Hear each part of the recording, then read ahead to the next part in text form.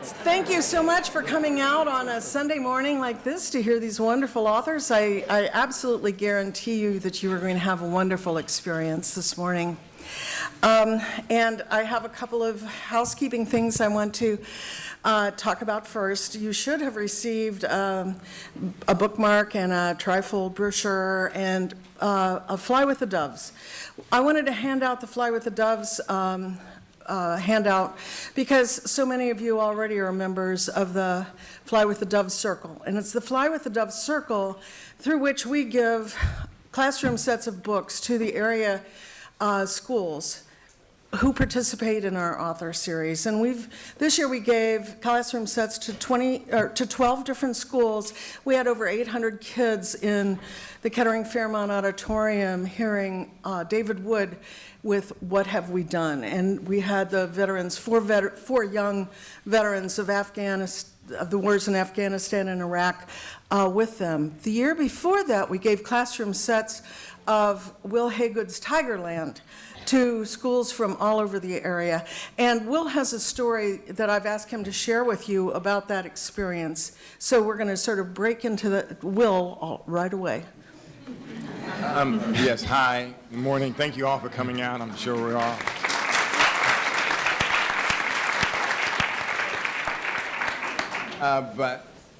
And there was a line of students who I was talking to and signing their books.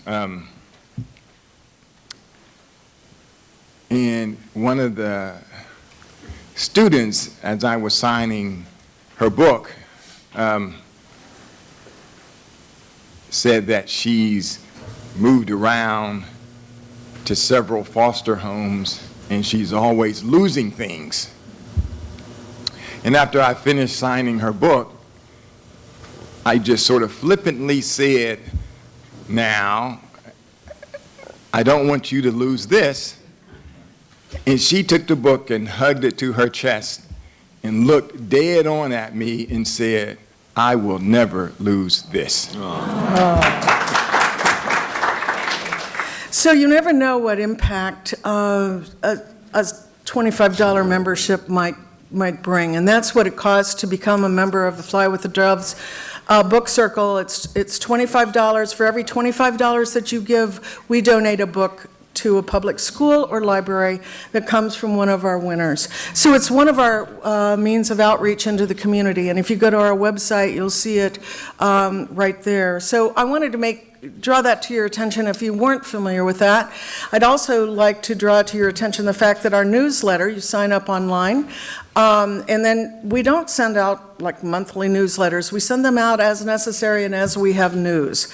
So you're not going to be inundated with a lot of I hope, unwanted emails. So think about that as well, because it's one way of hearing about some of the details that are going on in with the Dayton Literary Peace Prize. So we totally appreciate those of you who have already donated and who are already part of our newsletter. Oh, and then we're also on Amazon Smiles and at Dorothy Lane Market. Okay, so those are little ways to help, but they don't cost you anything, and you can help us. I would like to I've got to take off my glasses. How many people have to do that? I would like to introduce Dr. Steve Johnson. I have his bio here, but I do want to say that Dr. Johnson has been a dear friend of ours for a number of years, and we are so grateful to him for sponsoring this morning and to providing us not just the place, but your refreshments and our refreshments in the green room. We are so grateful to you. Thank you. As we are you.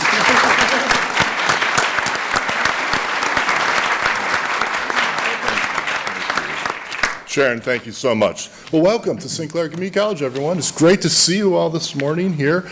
It's Sunday morning, and here we are.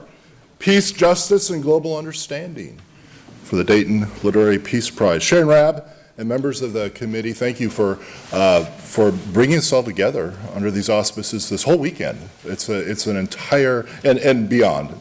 And Sharon, I think we were all interested and pleased to hear about Fly with the Doves.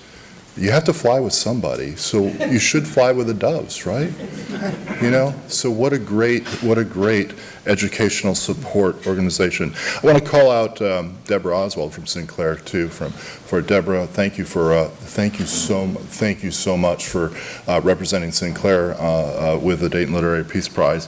Where else on planet Earth this morning would there be such a gathering of people such as us to do that which we are doing this morning? Where else on earth? Nowhere else but in Dayton, Ohio.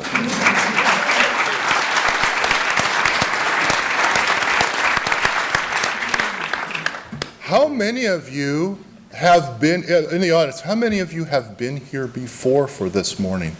Oh my goodness. We love the repeat business. Oh my gosh. Keep coming, keep supporting. This is great. This is wonderful. You know, one of the people that raised his hands is one of the previous winners and Pulitzer Prize winning author Gilbert King, who's not sitting at the table, but I want to call him out. I want to call him out because I think he has come back 7 times to this one.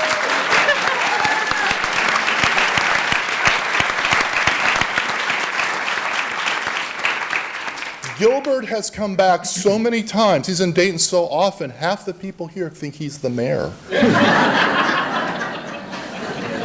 Christopher Cerf has been here since the beginning and moderating this panel. You come back one more time and you will be elected governor.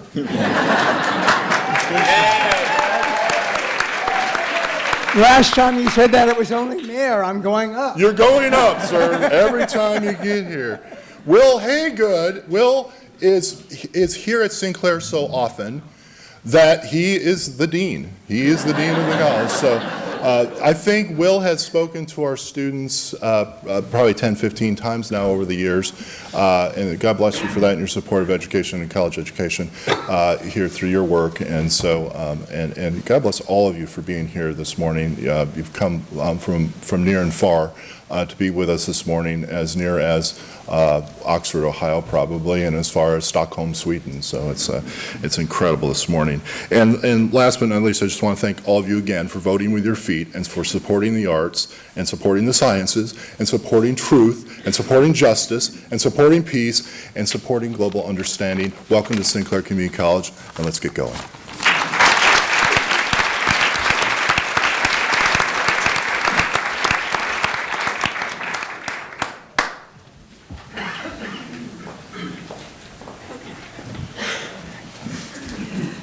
And now, because he's been here so often, he hardly needs an introduction, but I am here to introduce Christopher Cerf, the moderator of the panel, and he will introduce the rest of the panel to you. Christopher and his wife, Catherine Vaz, who is sitting in the front row, are dear, dear friends now, and we've gotten to know them so well over the years, and they have been so supportive of the Dayton Literary Peace Prize and have opened their home in New York when we had a fundraiser there and are constantly, willing to do anything they can to help support the prize, and we are so appreciative of that. Both of them are part of our honorary advisory board, as is Gilbert, as is Bob Shacochis. And I go to them so often for advice throughout the years. I cannot tell you how often I do. Kati Martin and Tim O'Brien are also part of that honorary advisory board. I don't know how much of you know about Christopher, but he has written most of the music that is on Sesame Street. He's won Grammys and Emmys. His home it's just decorated with gold. It's beautiful. And well-deserved. They have renamed part of his street Sesame Street. And he is now in charge of bringing together what would you call them? The alumni. The alumni of Sesame Street, because they are forming a group. He has a new book. I found out something I didn't know about him, that his mother was a publisher as well, and that she started, Beginner books. Beginner books. And Chris has written a brand new book called There's a Skunk in My Bunk, and it's for sale. In the cause of peace, of course. It's for sale, and it's one of those beginner books. If you have a child in your life that you would like to get one for, he will be here signing as well as the other authors. So he's just the most wonderful man. He also was involved in the founding of Mother Jones. He has an amazing, you probably know his father was the founder of Random House, Cerf. And so he has the knowledge of writers that he and Catherine share in New York has been very, very helpful to us. So I want to give you Christopher Cerf.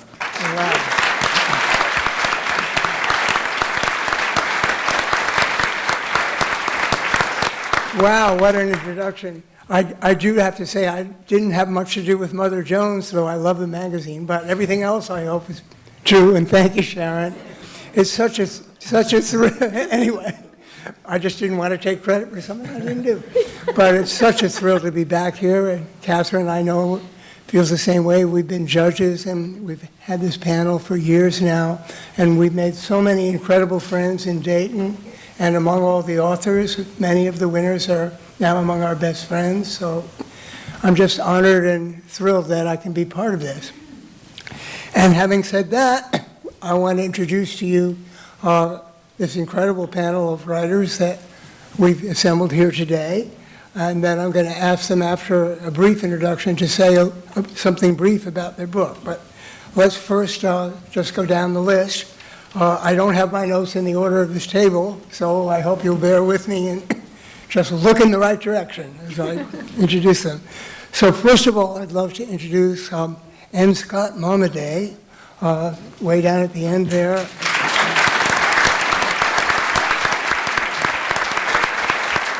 It's an incredible honor to have him here. He's the winner of this year's Ambassador Richard Holbrooke, a Distinguished Achievement Award. As most of you know, he's a poet, a novelist, a painter, a photographer, and a professor of English and American literature.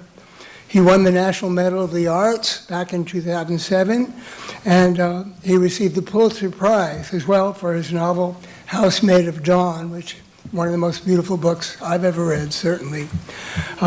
He's a Native American, a Kiowa, and among his chief interests, again, you probably know, are Native American art and the oral tradition of Native Americans. So, and Scott Momaday.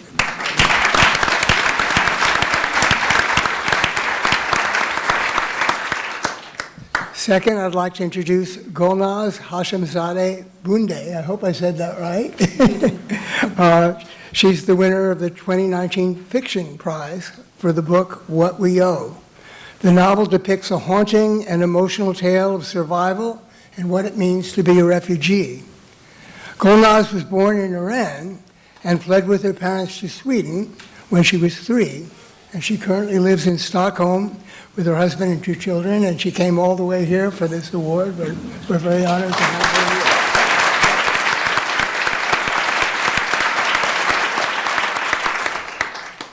here. And next, Richard, I'm going to introduce you. Richard S. Powers, winner of the Fiction Runner-up for the book The Overstory, an incredibly beautiful book for any of those who've not read it yet. It's a novel, also won the Pulitzer Prize in Fiction, and the book is about 9 Americans whose unique life experiences with trees brought them together to address the destruction of forests, but it's about a lot more than that too, as we'll discuss. Richard lives in a house perched on a hillside just on the edge of the Great Smoky Mountains National Park, and he's been quoted as saying it's very much a tree house. So, let's have a hand, please, for Richard.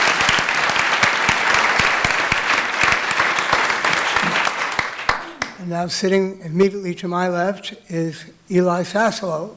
He's the 2019 Nonfiction Winner for the book Rising Out of Hatred. It tells the story of Derek Black, who was raised to take over the white nationalist movement. He was kind of the anointed son to be the head of it. And, but a drastic change, of course, caused him to abandon everything he'd been raised to believe and has become instead a spokesman for engaging in diversity, remarkable story. Eli won the 2014 Pulitzer Prize as well for a series of stories about food stamps and food insecurity in the U.S.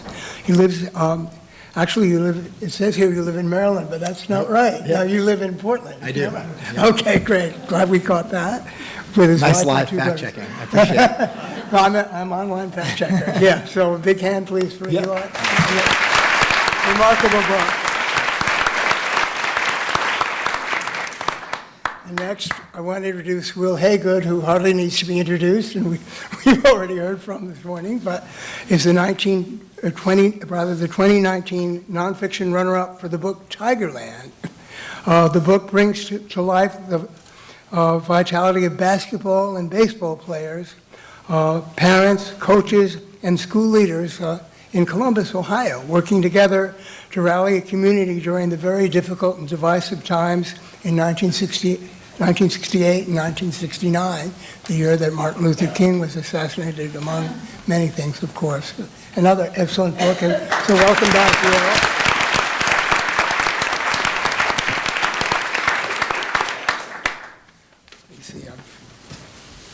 Scrambling to find the other pages.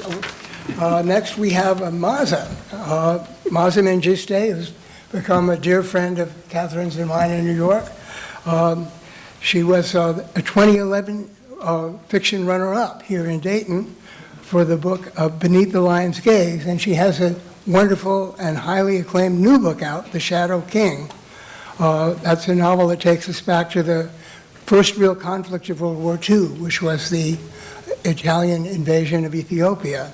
And it casts light on the women soldiers who have been left out of the record of that occasion. A remarkable book. So, hand for Maaza, please.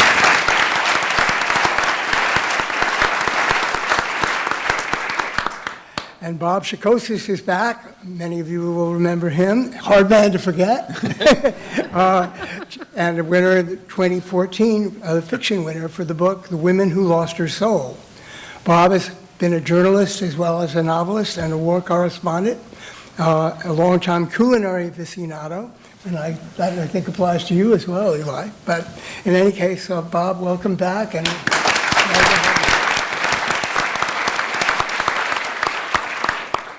also with us is Adam Hochschild, who is actually the only two-time winner of the Dayton Prize.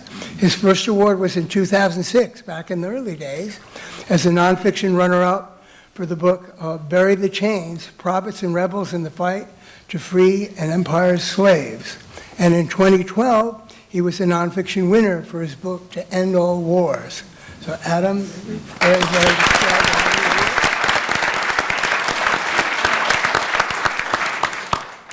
here. And also in the audience, already introduced, but happy to introduce him again, is Gilbert King, who is the winner of wrote The Devil in the Grove, which won the prize here a few years ago, and become another dear friend back in New York. And also in the audience is Manel Rothman-Zecker. Are you here? Manel, great, yes. Who is a finalist this year for his wonderful novel, Sadness is a White Bird. So I understand you guys might have some questions for us later, and we're going to call on you to do that. So again, welcome to you, and thanks everybody. So what I'd like to do next is just go down the table, if I may, and ask all of you to say a few words, not too many, so we have some time for questions, but speak a few minutes about your book that brought you here today, that you won for or have been a runner-up for. And then I'll have some questions for the general group and some specific questions, and the audience has submitted some questions too. So I'll go down the table and start with you, Eli, if I may. Sure. Hi, and thank you all for coming. My book, I guess, is sort of the story of two transformations. It's the story of how a group of white supremacist, terrorists, really, and activists work to mainstream and continue to spread many of their ideas and push them towards the much more subtle and pernicious racism that is still so much at the heart of America, and capitalize on that to make their ideas a big part of our political spaces and a big part of what we're faced with now in the country. It's also the story at the same time of how the young heir to this movement, someone who was raised by his father was the head of the KKK in the United States for 10 years, a young man who did tremendous amounts of damage spreading these ideas into the public space, how he began because of a group of students on campus, a place not all that different, frankly, from where we are now,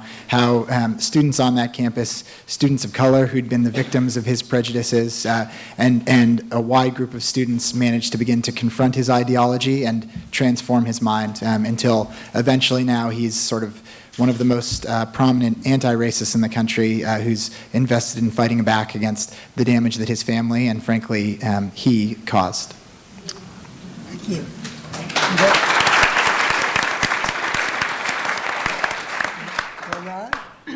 Thank you. Well, my novel kind of comes from a personal space. In 2014, I had my daughter, my first child, in January. The same summer, my grandmother, my mother's mother, died. And then in November, my mother passed away. And my father had recently passed as well, and my parents were both very young. So it raised a lot of questions about inheritance, what they had left behind, and what I would give my child from them. And my parents were both political refugees who had fled Iran. They were former revolutionaries. And I sensed that this was a very big event, a positive event in many ways for them, in the sense of community and hope, but then, of course, that turned into a trauma of loss. And in the creation of my main character, Nahid, these are issues that I wanted to explore, how you carry trauma with you, how escaping something doesn't mean that you're free from it, and how it trickles down through generations. So at the center of the book is a mother-daughter relationship that kind of represent how this trickling down happens. Thank you.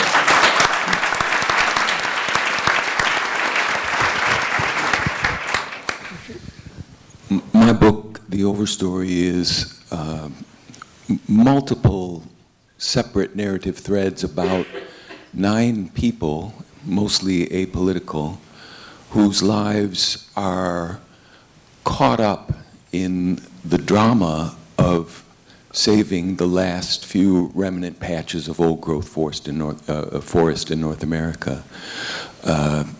In particular, that recent violent and not especially well-known period that we refer to as the Timber Wars, happening mostly in Northern California and the Pacific Northwest.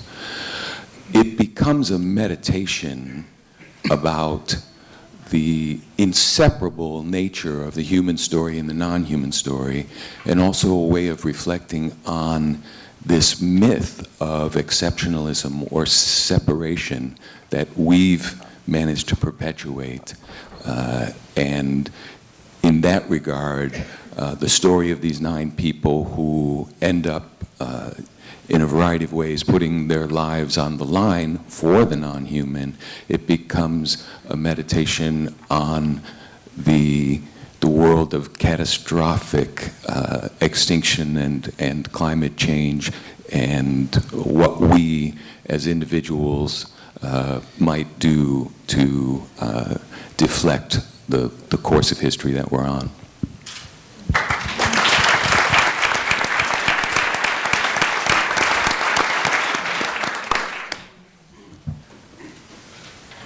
My book is about, so much of it is about mothers. Mothers who were born in the South and who were 12, 13, 14, 15 years old and heard about the murder of Emmett Till. And they wanted to get out of the South, and so they came north to Columbus, Ohio. And these mothers had sons, and the sons grew up to become athletes at East High School in Columbus, Ohio. And several months after the assassination of Martin Luther King Jr., this high school opened with its first black principal. It was still all black high school in 1969. It should not have been. This country is extremely gerrymandered still, as we know.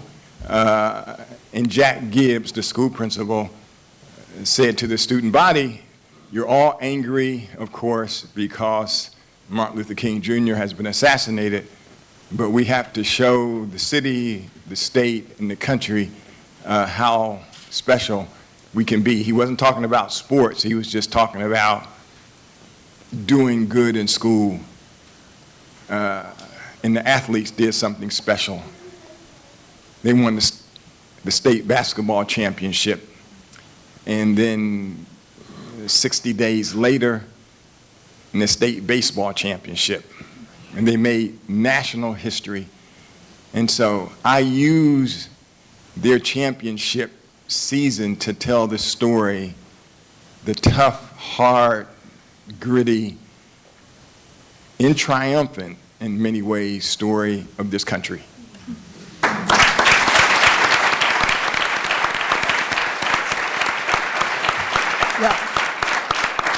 Bob, even though you don't have a book this year, talking about your work would be great. What we're doing in New York is called the elevator pitch. You get in the elevator on the 10th floor of a publisher, a publishing house with an editor, and the editor says, "What's your book about?" And by the time the elevator gets to the ground floor, you have had to explain it. And they say, "Nah, I don't want to buy that." The Woman Who Lost Her Soul is an attempt to dramatize all the forces that were gathering in American culture and the world before 9/11. The book ends with 2 or 3 years before 9/11, but any reader should see that darkness on the horizon. And for me, it's a murder mystery because I really wanted to try to make some money, but an espionage thriller, a love story, a war story, but for me, ultimately, it was a daddy-daughter book. It was a book about my father, who was in the government, and my sister, and things that went on between them in a rather dark way. The book, one last thing, the book also accepts the fact of a deep state. And it's very ironic because the deep state that it's gesturing towards and talking about is not the one that our current president thinks is there. In fact, what's running the country now is the deep state that I was trying to talk about in my book.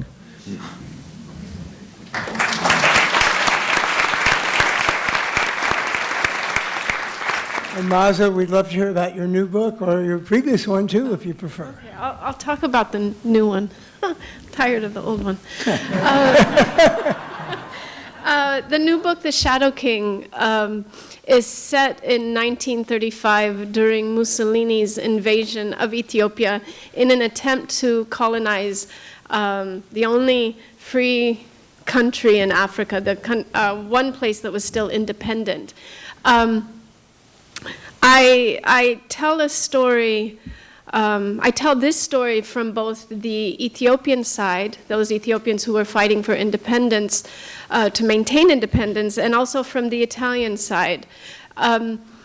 What many people don't know, and what I discovered both in the archives, and also I discovered quite late in life, frankly, in my own family history, that women had joined the front lines to fight against the Italians. And as I was doing this history and finding these stray threads and lines in documents and in headlines, I discovered that my great-grandmother had been one of those women, not even a woman, she was a girl, meaning maybe 14, 15, and when Haile Selassie made a mobilization called "The Italians Are Coming," every able-bodied person who's the oldest in their family, bring your family gun, which was often 40 or 50 years old, and we are going to face this army, this military, and at that time Italy was one of the most advanced military armies in Europe. My grandmother was one of those people, and she took her father's gun and went to the front lines. So I tell the story of women, and I imagine my great-grandmother, who was illiterate, and when Haile Selassie said, "You are here to fight for your country," I imagined my great-grandmother, who was very much like my main character, Hirut, who has never been further from her home than she could walk, which was often the market. You go to market and you come back. You go watch the animals and you come back. And so when people say, "We are going to defend our country," my character, Hirut, says, "What is a country? Except the land where I can walk." But one of the things I imagine is that in a society as patriarchal as Ethiopia was and is, and in a military that is comprised of men, and when we talk about war, we speak of men. What was it like for women and girls? And my character, Hirut, begins to understand that there's a war that's not only in the battlefield, but also on her body, with her at night. And when she's told, "Well, you can't really defend yourself against this officer because he is your officer and we're at war and we need him," she says, "Aren't I my own country? Isn't a girl worth as much as a country?" And so that is really the central question that's around the book. And at some point, Hirut confronts some of my Italian soldiers on the field. And that's all I'll say.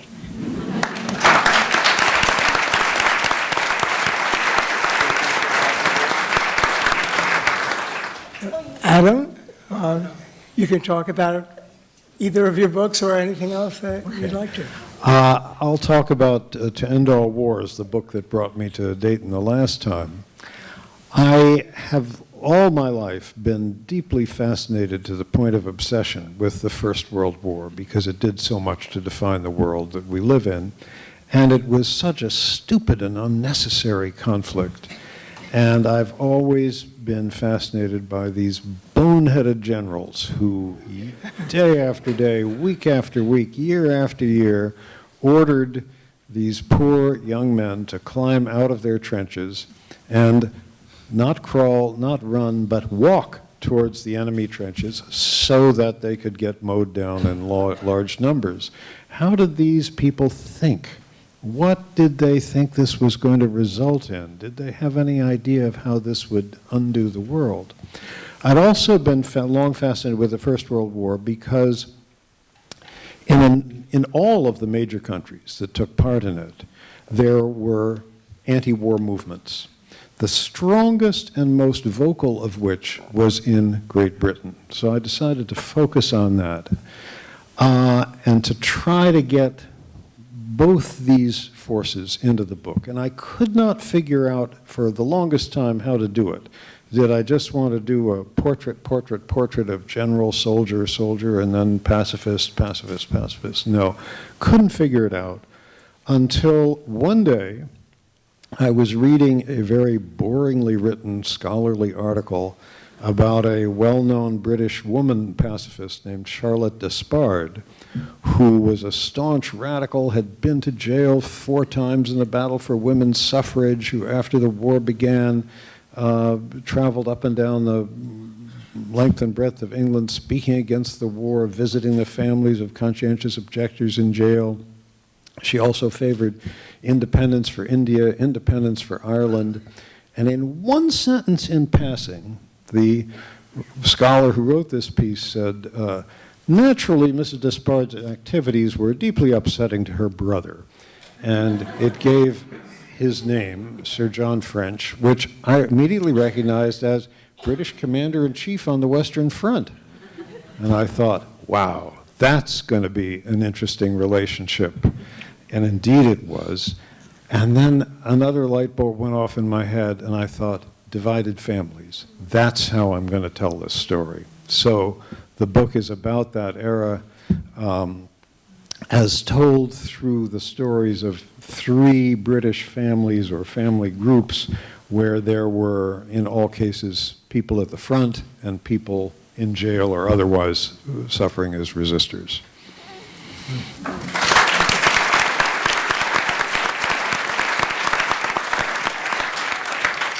And finally, Scott, it's such an honor to be at a table with you, and you have such a career to talk about, so I don't know where you even want to begin, but we'd be honored to hear. I want to begin by introducing 2 people in the audience. My beautiful daughter, Jill, who is a Kiowa warrior,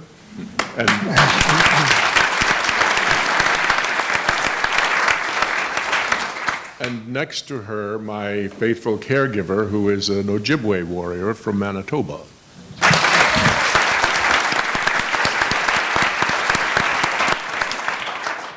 My Pulitzer novel, Housemaid of Dawn, has just been released in the 50th anniversary edition. So it's been so long since I wrote it that I've forgotten much of it. Now and then someone will come up to me and say, you wrote Housemaid of Dawn? Rings a bell, I say. What's it about? Anyway, I'm delighted to see it has survived so long in print, and I'm working on a book now. First of all, I have 2 books in press now with HarperCollins. One is a book of poetry called The Death of Sitting Bear, and the other is called Earthkeeper, which is a small evocation of the earth. And then I'm working now on a book of short stories, no more than a page in length. And I've got 60 of them, and I'm shooting for 100. And they're just all over the place about different things and aspects of my experience. So I keep busy. I'm more busy now that I'm retired than I was before. That's a very good thing. I recommend retirement. So that's my story.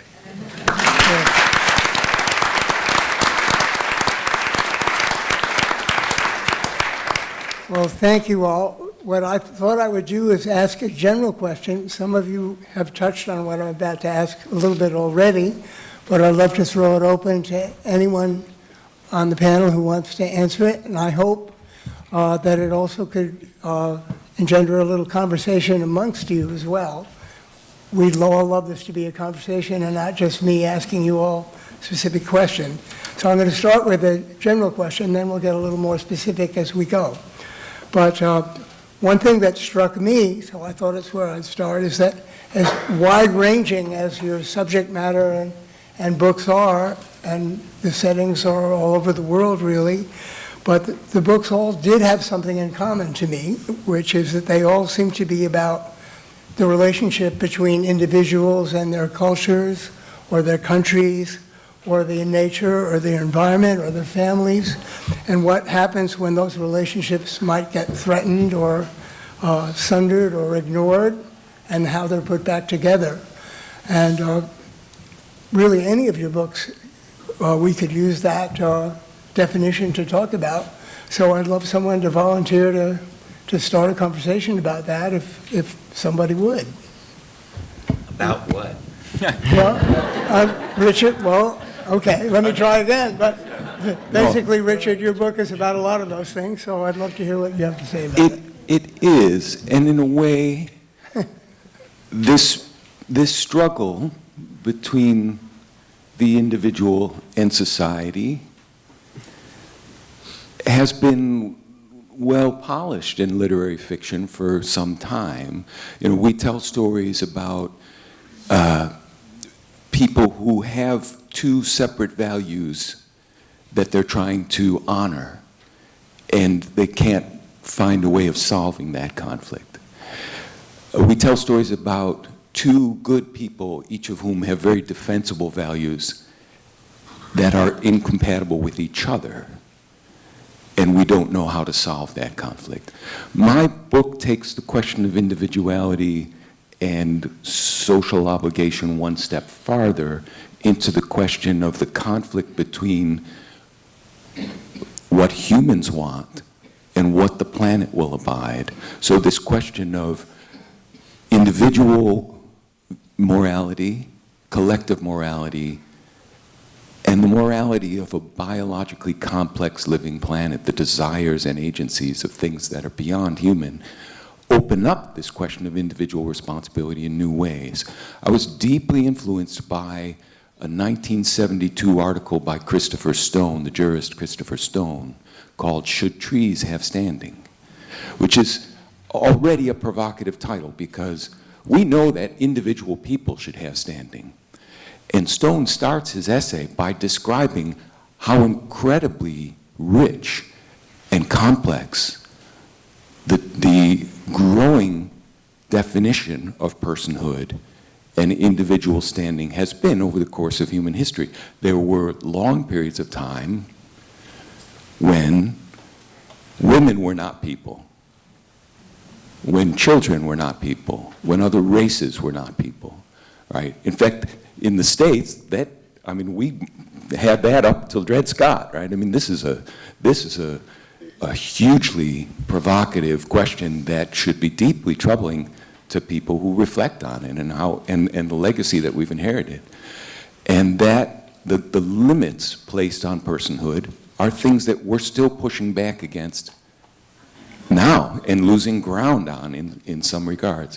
What Stone says is, if we have opened this tent up, this notion of individual standing and individual rights, to include all of these other entities who at one time or another would not have been included under that umbrella of personhood, why stop there, right?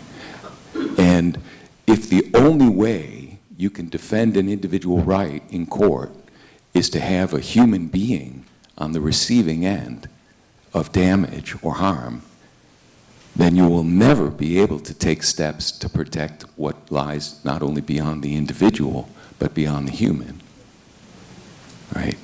And Stone says, why not be able to defend a tree, to give tree legal standing, the standing of personhood, if we recognize companies as individuals, and ships and universities as people.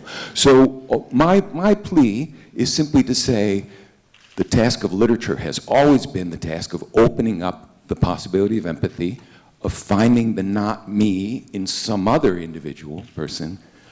What I'm saying is, why stop there? Let's recover this long, deep tradition of world literature, of indigenous literatures everywhere that knew that everything's a person.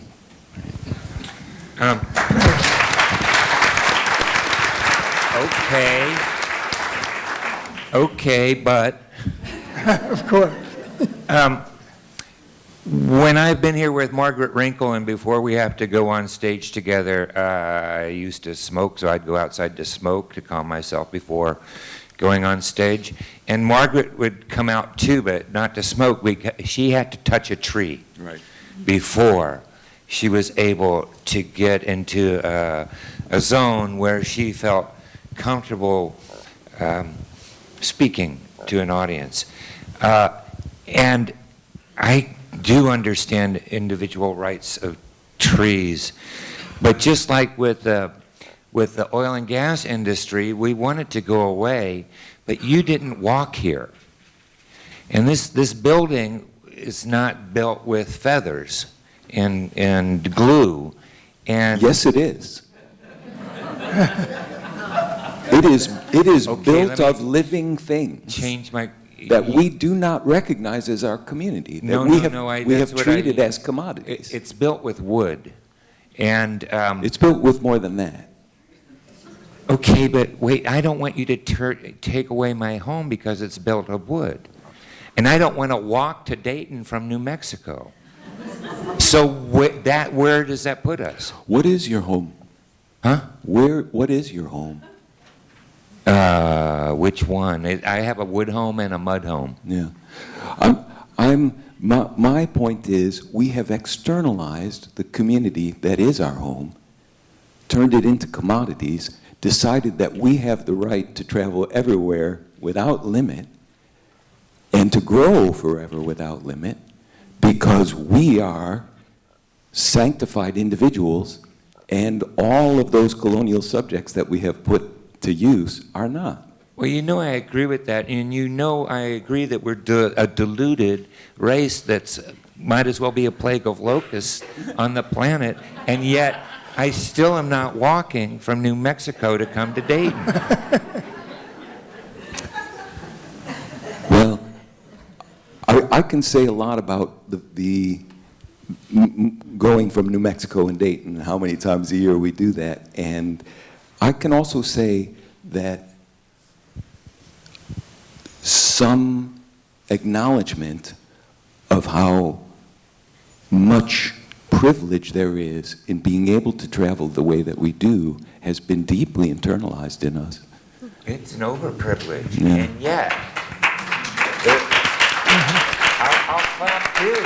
It's an overprivilege. Take it away and see what happens. Take it away, take the privilege away, which I consider an overprivilege. I don't want to take the role of the others here, but I have to ask you why you think it's a completely either-or situation. It's not an either-or, but it's being presented by both of us as either-or. And I just, these things, to change the deep, deep wrongness, this infection of privilege and superiority in human beings is such a major project. And people have been talking about it for a long time, and things get worse and worse, but they do get a little bit better and better. But the fact is, when I see Rick Bass on Good Morning America saying, yeah, my family's in the oil business, I have to say, you should thank me. Well, we all, like I said, did not walk here. And it would be great if we found other ways to get here. But we haven't. And in the meantime, the conversation, what I want to keep out of the conversation is I don't want to say hypocrisy, but a refusal to understand what it takes to change. It takes an enormous amount to change the whole system, the whole structure. And hallelujah, let's go to it. But in the meantime, it takes a lot to change when you're in a position of power, or you're the one that is has a place of privilege. But for many people who have been the victims of that kind of power or that privilege, including environmentalists and naturalists, including indigenous people in this country, it is not worth too much effort to try to begin to make those changes. It depends on where you are and what the costs have been and who has been paying that over centuries, whether we can count that as too inconvenient to make a change. Yep.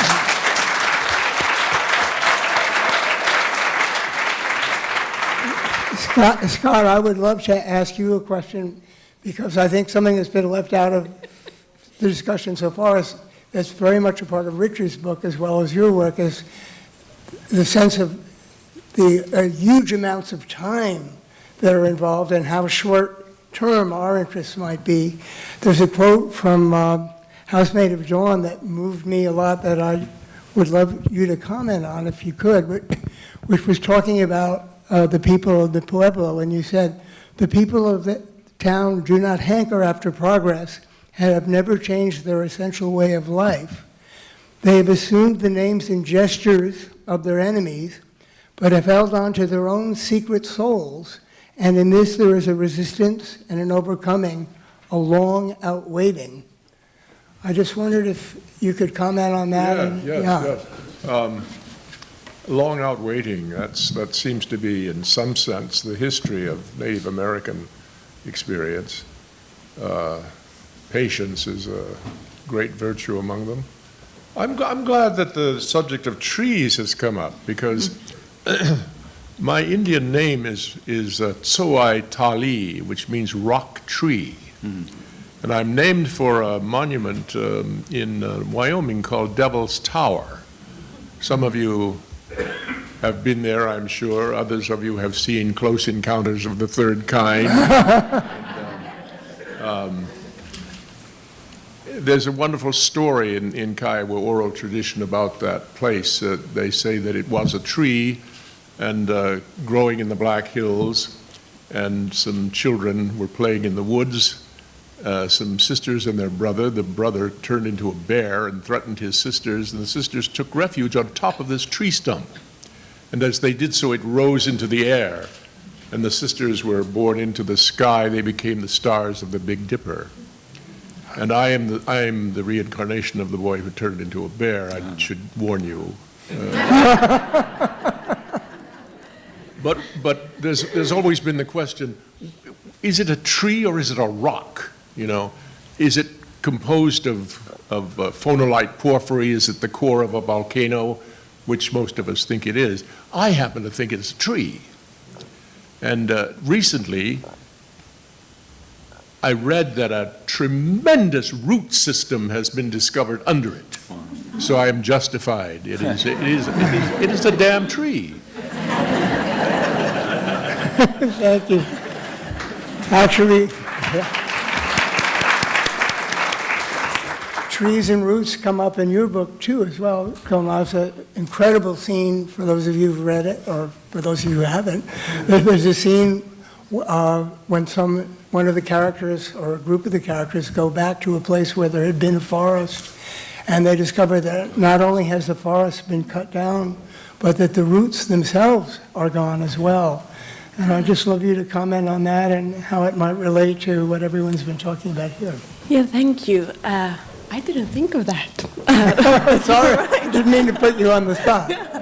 There are a lot of trees in the book. No, the character Nahid, she talks a lot about the fact that, you know, in order to be free, she had to give up her roots. That was her only option. But the country she has come to is a country where everyone's free and they have their roots. And it's not a trade-off for them. It's natural to have both. But what's interesting to her is that they don't seem to be aware of this, which is, of course, often, you know, the case that what we have is not what we see or appreciate. If we have air, it's non-existent. If it disappears, it's the biggest issue, right? And on this island, she admires these roots that kind of, you know, you can see them on the rocks and they just expand. And this is very funny because it's actually a real life experience. My husband's family, they have this, you know, country home with these huge trees. And what's amazing about that is not only nature, but it also says something about the society these trees standing, because no one has, you know, put violence on this land. And no bombs have fallen from the sky to destroy these trees. They've been standing for hundreds of years undisturbed, which is actually a rarity. So she, you know, to me these roots were beautiful. And then the next summer when we came back, the roots were gone because, you know, they were in the way when you were walking across the area. And I just realized that no one else in this family thought of the roots and the meaning of the roots. And the reason that they don't is because they've always had them. You know, it's not a thing. So this is kind of the struggle of this character Nahid, that she's actually, and this is controversial, I think, even to me, because I was raised with the notion that freedom is the most important thing. But she starts to question if it is, if freedom actually trumps roots, especially in certain situations, especially in her situation, she's dying, and she has a child, and she has no family in this country. So she asks herself, what's more important, democracy and freedom, or people who will take care of your children when you die? Very powerful.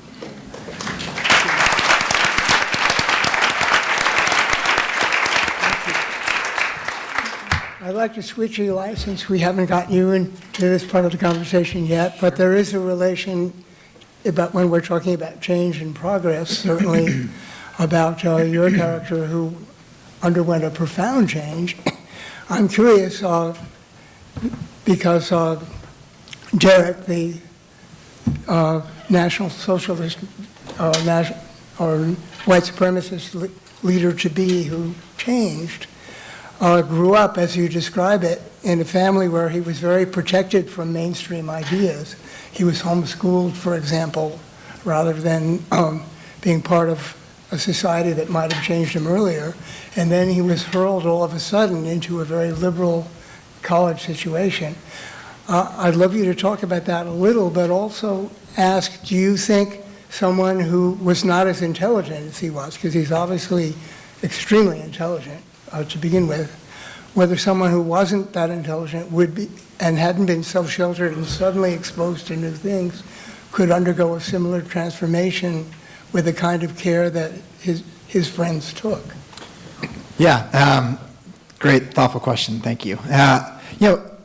I think like communities and relationships most of the time are what hold us to ideas. It's not that different really than talking about roots. And for Derek, he grew up, indoctrinated with these ideas in a home where he was basically cut off from the world and from any community that was not a racist white nationalist community. And certainly once he left there, once he began bumping into people, encountering people, spending time with people who before that had only been, stereotypes in his mind, he began to see past the prejudices to the people and to the humanity. And I think that some sense of new community was a big part of that for him. I also think there's a scary part of this for the United States, because all of our roots in this country,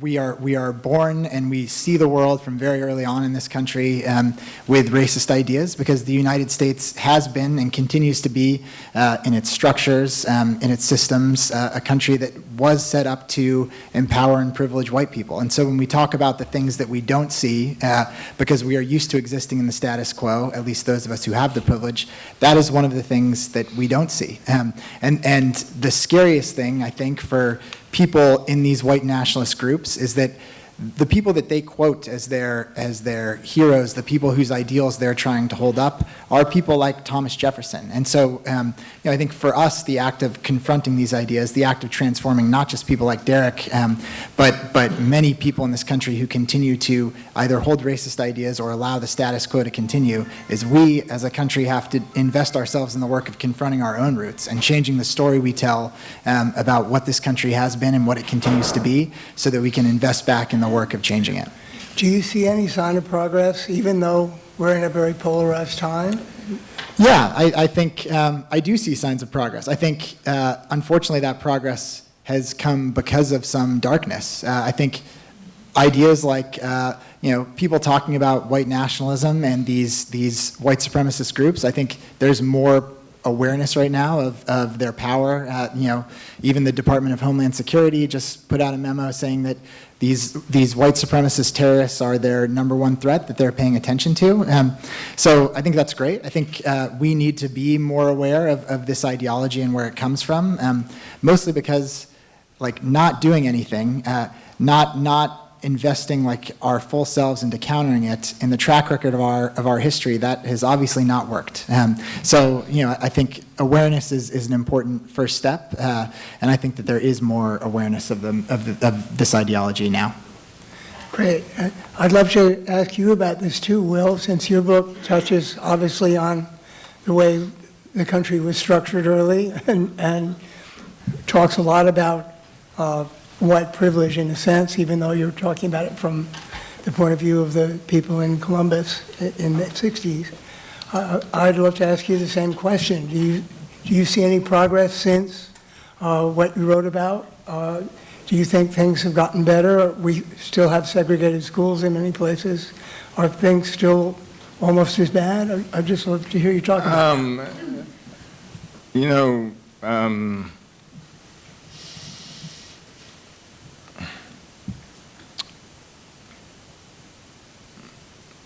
it's still the same country that elected this nation's first African-American president.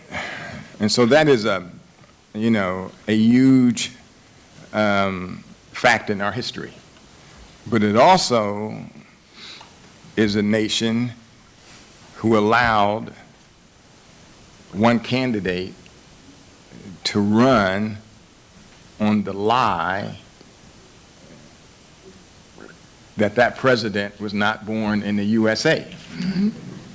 And there was a whole legion of people, coast to coast, who hooked on to that lie. And so the narrative of this country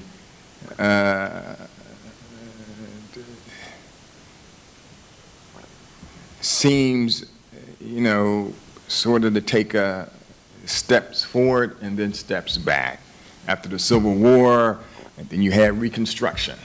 In Reconstruction, you had the rise of the Ku Klux Klan. And then 50s, and you had the stage sit-ins, and you had horrific acts visited and upon blacks throughout the South. And in the 60s, we saw leaders who were fighting for civil rights who were murdered. Medgar Evers, Martin Luther King Jr., and the three young people who went from Oxford, Ohio, down to Mississippi, Schwerner, Goodman, and Cheney. And so, as someone who was a foreign correspondent and who's traveled to many foreign countries, and always used to look at this country with epic pride in what it could achieve. But I think now that a part of the country's muscle has slackened, and we've allowed bad actors and bad characters to climb up on stage, and it must be stopped for the survival of this country.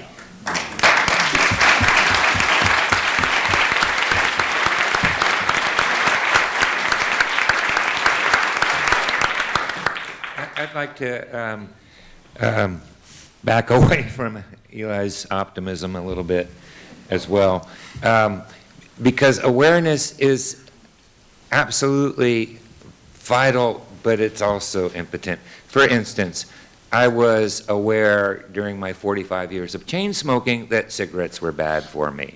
My awareness of that did nothing at all to help me eventually stop. What I had stopped was a trauma that almost killed me, and that okay. And maybe that's what it takes, really. Once you reach a certain tipping point of awareness, maybe you can get there. But if we switch from race to the environment, Richard, the great movement to protect our environment and protect those forests happened 100 years ago in this country.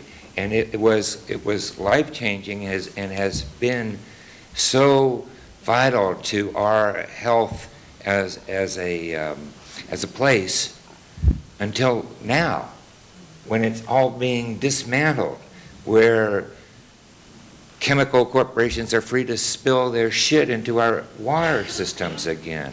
The first time I ever saw a clear-cut mountain, I vomited. I had never seen such destruction in my life. Couldn't imagine it. I've seen Mount St. Helens blow up, and that destruction was extraordinary. But this is something men had done to mountains. And really, if you just raped every person in this room and then killed them and put their bodies out on the street, that would, the sight of that would be as profound of a horror to me as what I saw on a clear-cut mountain. And I understand what you're saying. I just don't know how to stop the juggernaut of human progress is a euphemism for eating and gobbling up everything. It's just a cancer, and I don't know what you do except, let's imagine we're successful in stopping the gas and oil industry without a replacement. So global aviation shuts down. Do you think this world would get very far the next day without global aviation? It just wouldn't. I live off the grid in New Mexico. I do what the people have done there, the Hispanic people, for hundreds of years, and the native people for thousands of years. I cut my own trees to make my own heat. I make my own electricity. I do all those things. I'm not sure that I do it because I think, oh, that's so virtuous of me. That's a place I want to live and a style I want to live. And that's why I do it. But who the hell else wants to live that way? There are billions of people on the planet who think that would be a punishment for them to live that way, with that sort of respect and preservation of the environment. So all I can say is, oh, well, here we are. Well, hopefully some of these books are going to help a little bit. I certainly think they will, but I'm curious. Yeah. You know, maybe it's unrealistic, but I am at heart an optimist. I feel, yes, we are in a dire pickle, but give us a year from this week. I think a lot of these things are going to turn around. Oh, I hope you're right. I hope you're right.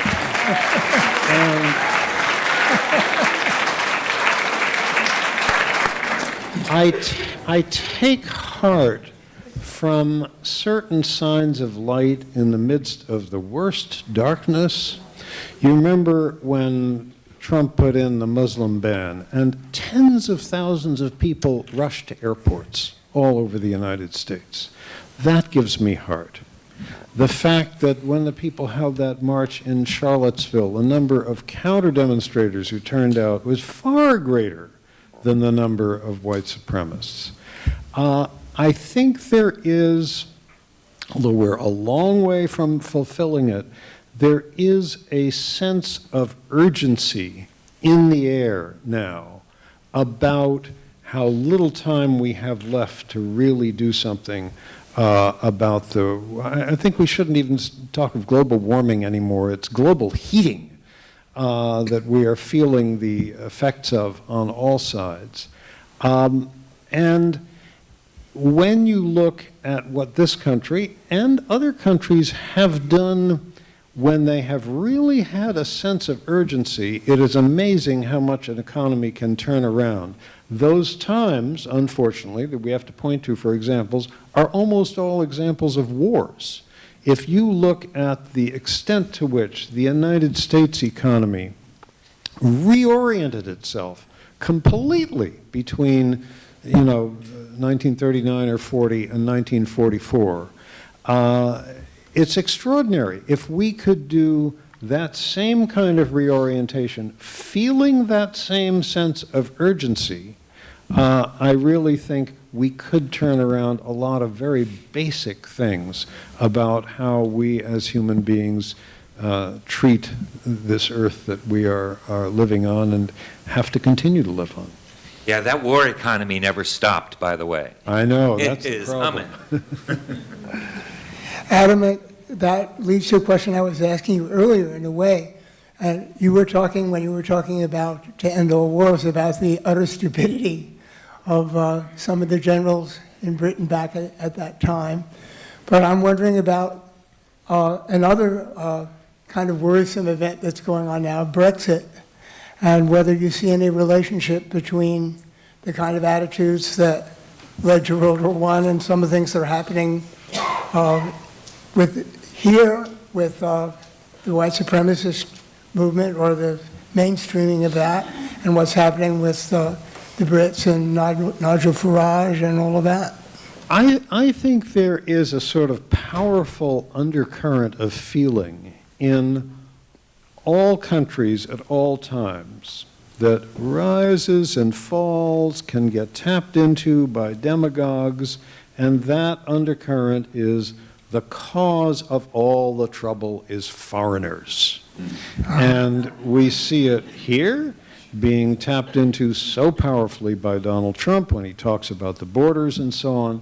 We see it in Britain where they say Brexit will solve all our problems, it'll get all these immigrants out of here, whereas in fact, a great many, if not most, of the immigrants in Britain are not there as a result of Britain being in the European Union, but as a result of Britain having had a worldwide empire for hundreds of years. And I think that, that current of feeling is there in all countries. Whoever gets blamed, the target can vary. In Turkey, the finger is pointed at the Kurds. In Eastern Europe, it's pointed at Syrian refugees. That target has changed in the United States over time. Right now, demagogues whip things up about people coming over the border. 100 years ago, it was Jews and Italians who were the big problem, who were coming here in such huge numbers that they were going to overwhelm our Anglo-Saxon culture. People ignoring the fact that already the United States was not entirely Anglo-Saxon. There were millions of descendants of African slaves, among others, millions of descendants of Native Americans. But there are always going to be demagogues who are always looking for targets to blame, and it's the job of the rest of us to combat that with whatever means we can, whether that's rushing for the airports or something else. And we just have to be on guard all the time and ready to push back against people trying to exploit that undercurrent of human feeling.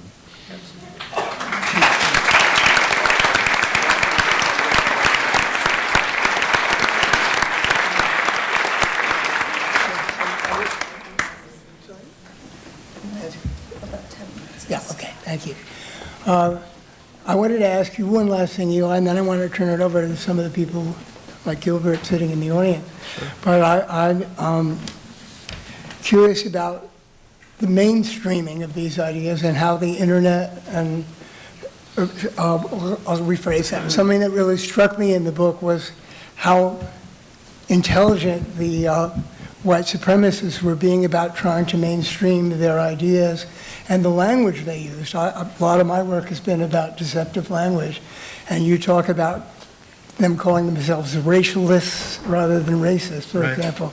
I'm just curious about what you learned. You actually spent time with these people, and they were actually vocal about this, right? Yeah, and this goes a little bit back to what you were saying about demagogues. I think sometimes we comfort ourselves. I've been surprised how often in talking about this book,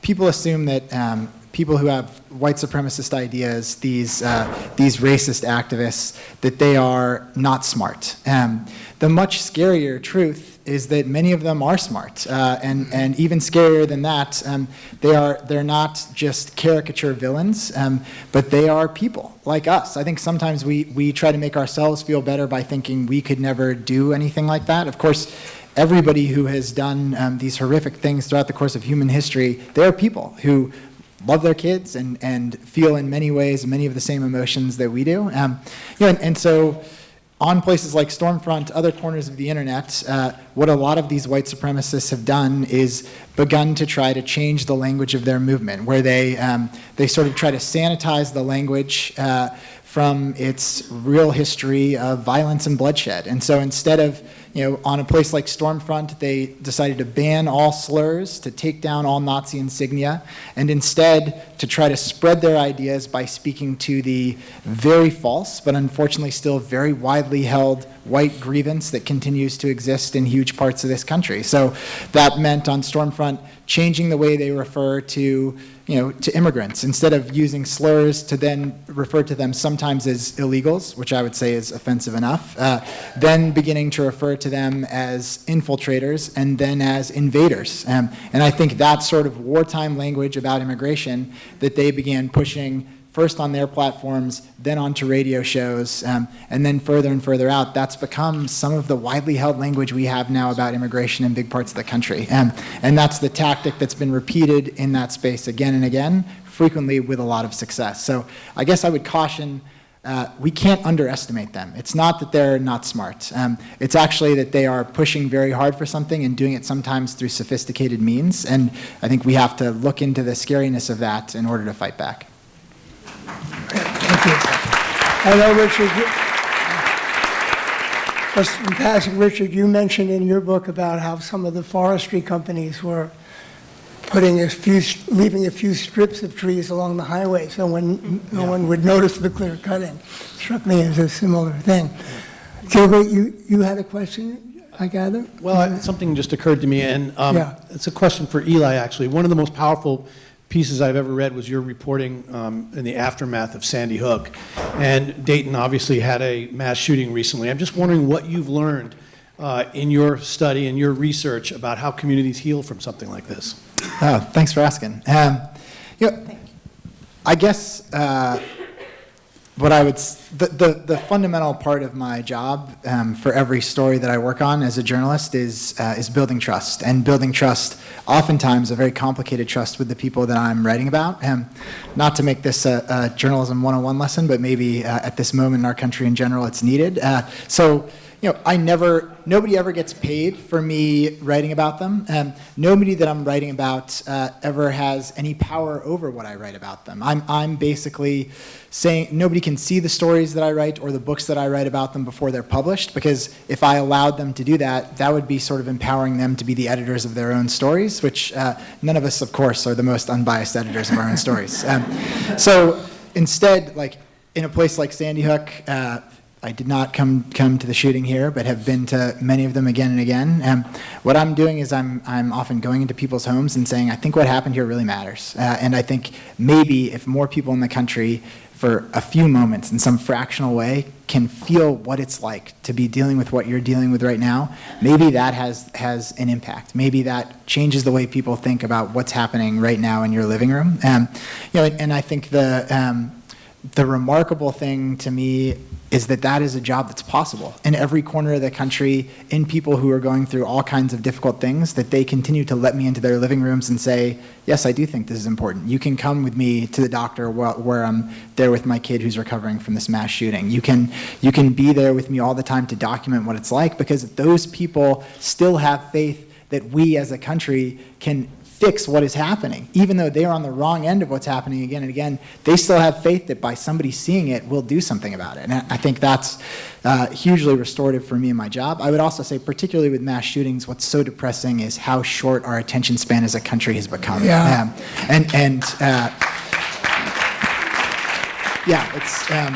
We're good at paying attention to something for, maybe it used to be 3 days, now I would say it's closer to 3 hours, and the lasting scars and damage in communities where trauma happens, obviously the tail is so much longer than that, and we only pay attention to the first 0.01%.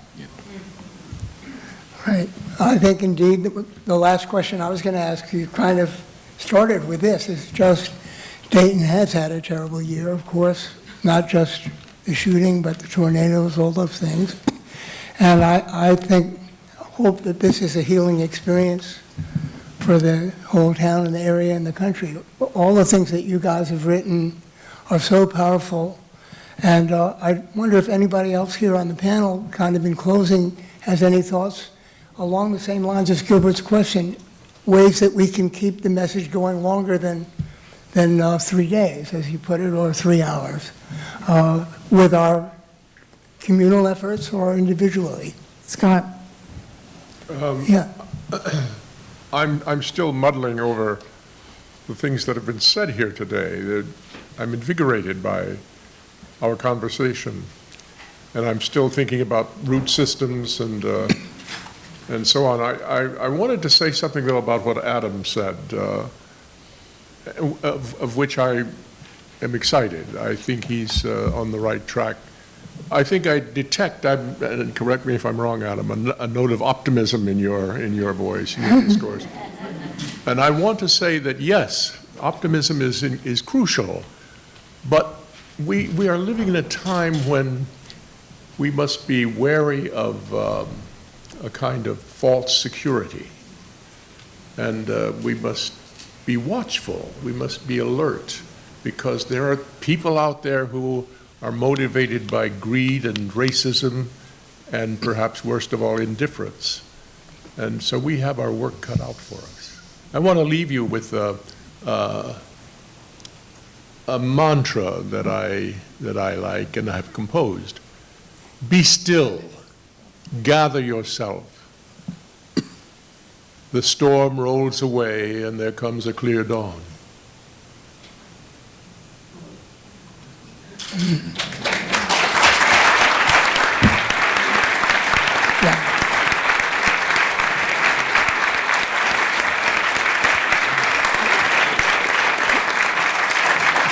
Scott, I think that's a wonderful coda to this very exciting event. I'm sorry we have to stop because I have lots more questions, but I think we're out of time. And I know all of you guys have been kind enough to make yourselves available afterward to sign books.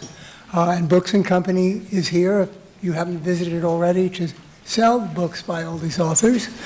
So I hope you'll take advantage of that. I want to thank everyone for coming, and again, thank Sharon for making this wonderful, and Stephen for putting everything over. Thanks all our authors.